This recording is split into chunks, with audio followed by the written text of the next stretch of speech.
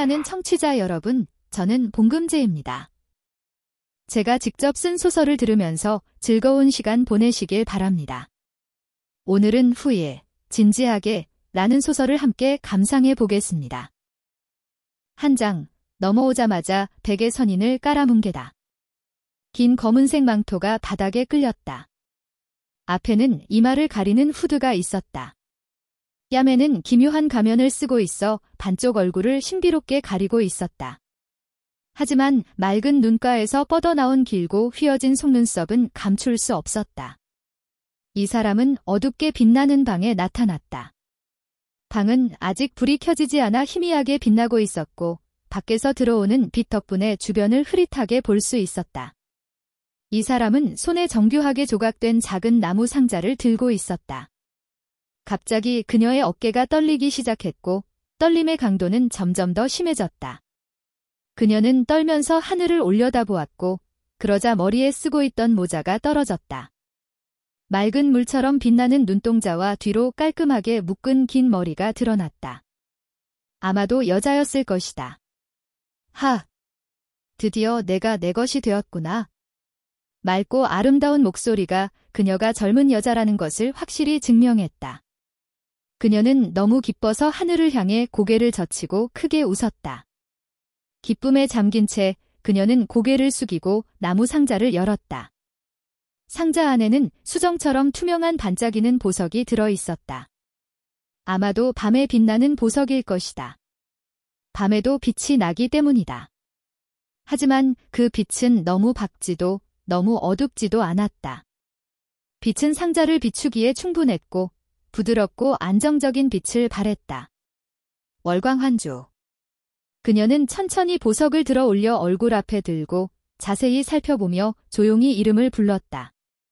그녀의 눈에 갑자기 실망감이 가득 차고 그녀는 슬픈 숨을 내쉬었다. 내가 이것과 인연이 없는 것 같아. 그녀는 뚜껑을 닫지 않고 상자를 그대로 테이블에 내려놓았다. 돌아서서 그녀는 양손을 높이 들어 올려 3번 박수를 쳤다. 짝, 짝, 짝. 방 안의 불이 자동으로 켜졌다. 그녀는 검은색 망토를 벗어 손에 걸치고 한 손으로 가면을 벗었다. 봄꽃처럼 빛나고 가을달처럼 맑은 그녀의 아름다움이 드러났다. 복숭아꽃 같은 얼굴, 버드나무 같은 눈썹, 휘어진 눈썹, 별처럼 빛나는 눈의 그녀의 몸짓은 귀엽고 활기차며 맑고 생동감 넘쳤다. 그녀는 옷장 옆으로 걸어가서 옷장 옆면을 손으로 누르고 지문을 스캔하자 쉽게 비밀 서랍을 열었다. 검은색 망토를 걸고 가면을 작은 칸에 가지런히 놓았다. 그녀는 비밀 서랍을 닫고 잠갔다. 그런 다음 그녀는 옷장 문 2개를 열고 쭉 훑어본 후 분홍색 토끼 귀가 달린 잠옷을 고르고 흰 수건을 하나 더 챙겼다. 그녀는 곧바로 욕실로 들어갔다. 욕조에 따뜻한 물을 채우고 그녀는 향기로운 에센셜 오일을 몇 방울 떨어뜨리고 장미 꽃잎을 뿌리고 우유 한 잔을 더 넣었다. 그런 다음 그녀는 천천히 옷을 벗었다. 피부가 눈처럼 하얗다. 그녀는 욕조에 들어가 따뜻한 물에 몸을 담그고 머리를 욕조 옆에 기대고 눈을 감고 휴식을 취했다. 정말 안타까워. 나는 월광환주와 인연이 없어서 빛을 낼 수 없어. 이번에 흑천동에 간 것은 헛수고였어. 그녀는 얇은 초승달 같은 눈썹을 살짝 찡그렸고 붉고 통통한 입술도 무의식적으로 다물었다. 그녀는 흑천동에 들어갔을 때 수많은 진귀한 보물들이 그녀 앞에 놓여 있었지만 그녀는 아무것도 선택하지 않았다. 왜 굳이 월광환주를 사려고 했을까? 생각할수록 화가 났다. 됐어. 다음 달에 흑천동이 문을 열면 다시 가봐야겠어. 이번 달에는 돈을 아껴서 다음에 다른 보물을 사야겠어. 내가 좋아하는 음식을 못 먹는 게 아쉽지만 월광환주는 전시해 놓아도 괜찮아. 이 순간 그녀는 비로소 진정으로 편안해졌고 머릿속의 모든 생각을 비웠다. 따뜻한 물에 몸을 담그고 우유와 꽃 향기를 맡으며 편안함을 만끽했다. 도시 외곽의 작은 숲에서 나무들이 햇빛을 가리고 나뭇잎들이 바람에 흔들리며 사락사락 소리를 냈다. 싱그럽고 평화롭고 탁 트인 풍경을 만들어냈다. 하지만 이곳의 분위기를 더욱 긴장되게 만드는 일이 있었다. 선명한 붉은 피가 떨어져 낙엽으로 뒤덮인 땅에 떨어졌다. 흰옷을 입은 남자가 가볍게 발을 움직이며 땅을 밟고 빠르게 지나갔다. 부드럽고 우아하게, 마치 신선이 하늘을 나는 듯했다. 뒤에서 곧바로 무기를 든 10명의 검은 옷을 입은 사람들이 급하게 따라왔다. 흰옷 앞에 2명의 검은 옷을 입은 사람들이 나타나 그의 길을 막았다. 흰옷은 방향을 바꿔 나무를 밟고 몸을 뒤집어 가볍게 땅에 떨어졌다. 12명의 검은 옷을 입은 사람들이 곧바로 흰옷을 에워싸고 사방팔방이 막혔다. 흰옷의 소매는 붉은 피로 물들어 있었다. 아마도 이 검은 옷을 입은 사람들이 입힌 상처일 것이다. 아마도 그들은 얼마 전에 싸웠을 것이다. 그 후 흰옷은 도망쳤고 검은 옷을 입은 사람들에게 이숲까지 추격당했다. 이번에는 돌아오지 못할 것 같군. 검은 옷을 입은 한 명이 흰옷을 둘러싼 사람들을 비웃으며 거만하게 웃었다. 흰옷은 고개를 들었다. 잘생기고 늠름한 소년의 얼굴이 드러났고 눈과 눈썹은 그림처럼 아름다웠으며 신성 같은 기품이 풍겼다. 부상을 입었지만 신성 같은 기품은 전혀 줄어들지 않았다. 검은색 앞머리가 바람에 흔들렸고 흰옷을 입은 소년은 아무 말도 하지 않았다. 다만 그의 눈살이 찌푸려지고 옥으로 된 검을 잡은 손이 더욱 단단히 쥐어졌다. 검은 옷을 입은 사람들이 먼저 공격하기를 기다리지 않고 흰옷을 입은 소년은 즉시 검을 휘둘러 공격했다. 격렬한 한대 12의 혼전이 이 숲에서 벌어졌다. 바람에 날려 마구잡이로 날리는 마른 잎사귀들. 흰옷과 검은 옷이 싸우며 뒤섞였다. 칼과 검이 부딪히는 소리가 쨍그랑 끊임없이 울려 퍼졌다. 향을 피우는 시간이 지났다. 양쪽 모두 지쳐서 힘이 점점 빠지고 몸놀림도 느려졌다. 백학비유. 흰옷을 입은 소년은 뒤로 물러났다. 검을 잡은 손을 휘둘러 흰옷이 펄럭이며 격렬하게 춤추듯 움직였다. 그는 조용히 말했다. 한 번의 검격이 신선의 경지를 보여주었다. 우아하고 기품 있는 흰 백학이 춤을 추며 하늘을 날고 있었다. 그리고 빠르게 적을 향해 돌진했다. 12명의 검은 옷을 입은 사람들은 백학이 날개를 펼치는 것을 보고 눈이 번쩍 뜨였다. 그들은 1시간 이상 싸웠고 모두 지쳐 있었다. 그런데도 그는 혼자서 12명과 싸우고 있었고 부상도 심했다. 저 흰옷을 입은 사람은 아직도 백학비호라는 최고의 무공을 펼칠 수 있다니 정말 대단한 실력이다. 감탄스럽다. 하지만 그들은 임무를 띠고 있었고 감정 때문에 큰일을 망칠 수는 없었다. 청사진. 검은 옷을 입은 한 명이 급하게 소리쳤다. 12명이 곧바로 진영 위치로 이동하여 합쳐서 거대한 푸른 뱀을 만들어냈다. 뱀은 목을 쭉 뻗고 날카로운 이빨을 드러내며 날아오는 백학을 막았다. 백학과 청사가 격렬하게 공격했다.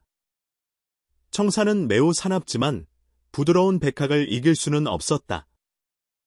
결국 청사는 백학에게 상처를 입고 버틸 수 없어 땅에 굴러 떨어져 사라졌다. 12명의 검은 옷을 입은 사람들이 튕겨나갔고 절반 이상이 죽었다. 남은 5명은 목숨을 걸고 끝까지 싸웠다. 오늘 여기서 죽지 않으면 임무를 완수하지 못하고 돌아가도 죽음을 맞이할 뿐이었다. 차라리 전장에서 죽는 것이 더 나았다. 흰옷을 입은 소녀는 백학비호를 펼친 후 원기가 크게 소모되었다. 그는 혼자서 2명을 상대할 수 없었고 하물며 남은 5명의 검은 옷을 입은 사람들을 상대할 수 있겠는가? 흰옷은 숨이 가빠왔고 검을 꽉 잡은 손, 앞으로 다가오는 상대를 응시하는 눈, 그는 이제 한 명을 죽여야만 살아남을 수 있었다. 검은 옷을 입은 한 명이 칼을 휘둘러 공격했다. 흰옷을 입은 소녀는 검을 들어 막았다. 하지만 뜻밖에도 다른 검은 옷을 입은 사람이 그의 얼굴에 흰가루를 뿌렸다.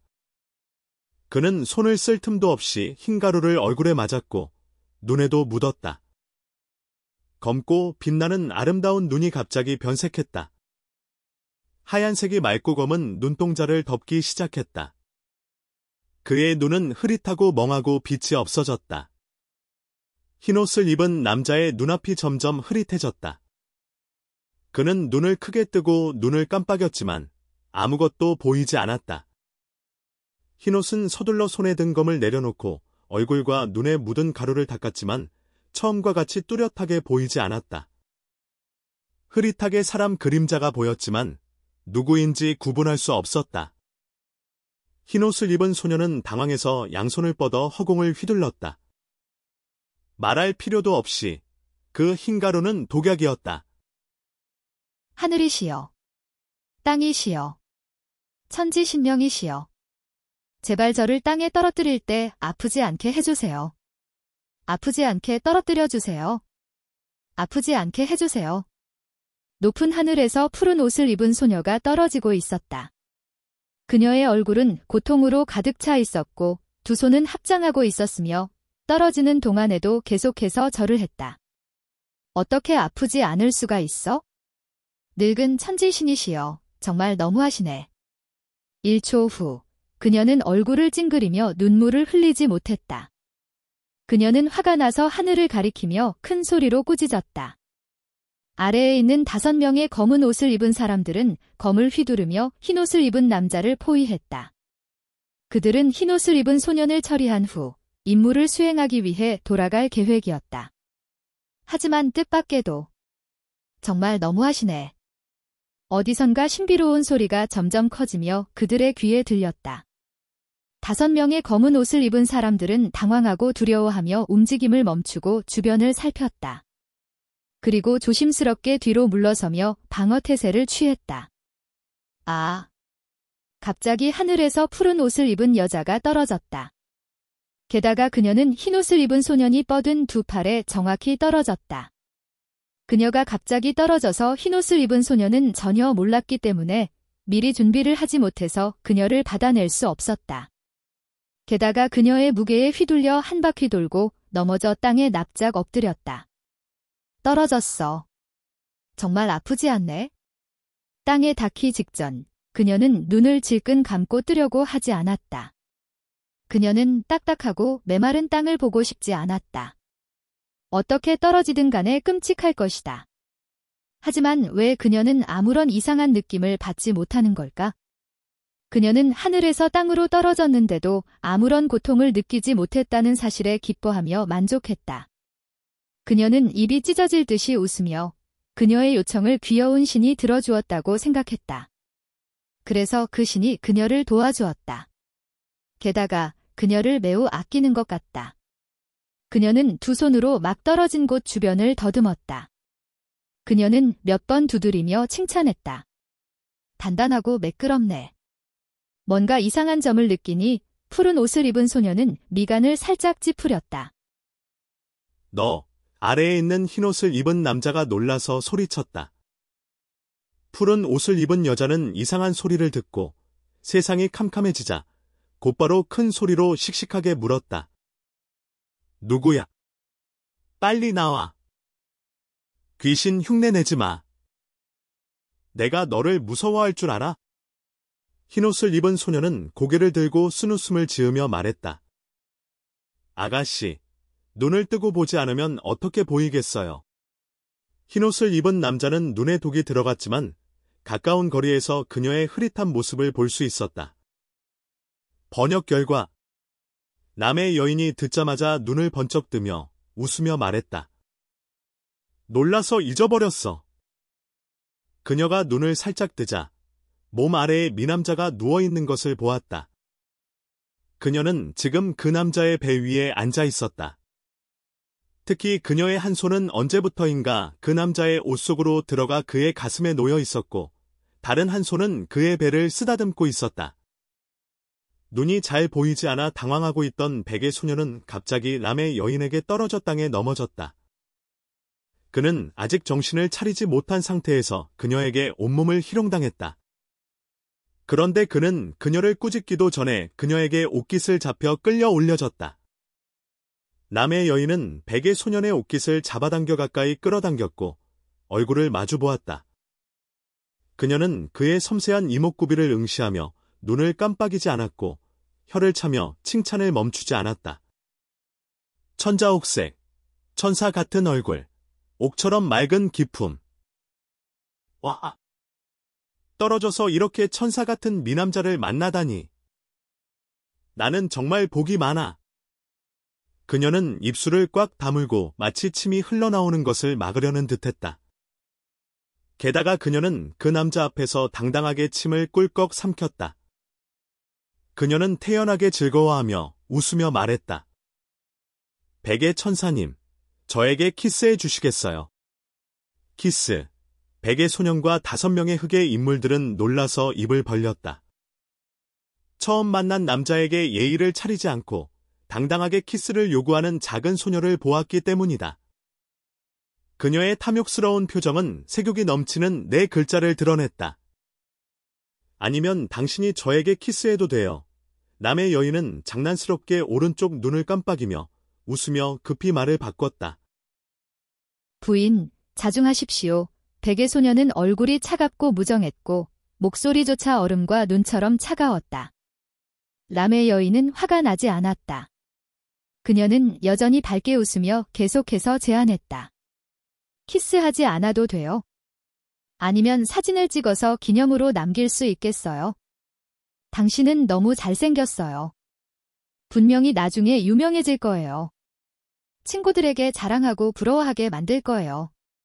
그녀는 한 손으로 백의 소년의 옷깃을 잡고 다른 한 손으로 허리를 더듬으며 말했다. 내 휴대폰 어디 있지? 휴대폰을 찾지 못하자 람의 여인은 아래를 내려다보며 놀라서 외쳤다. 어휴. 이게 뭐지? 왜 이런 옷을 입고 있지? 언제 입었지? 사진. 유명해진다고? 부인, 무슨 말씀이신지 모르겠어요. 백의 남자는 그 소녀가 무슨 말을 하는지 이해하지 못했다.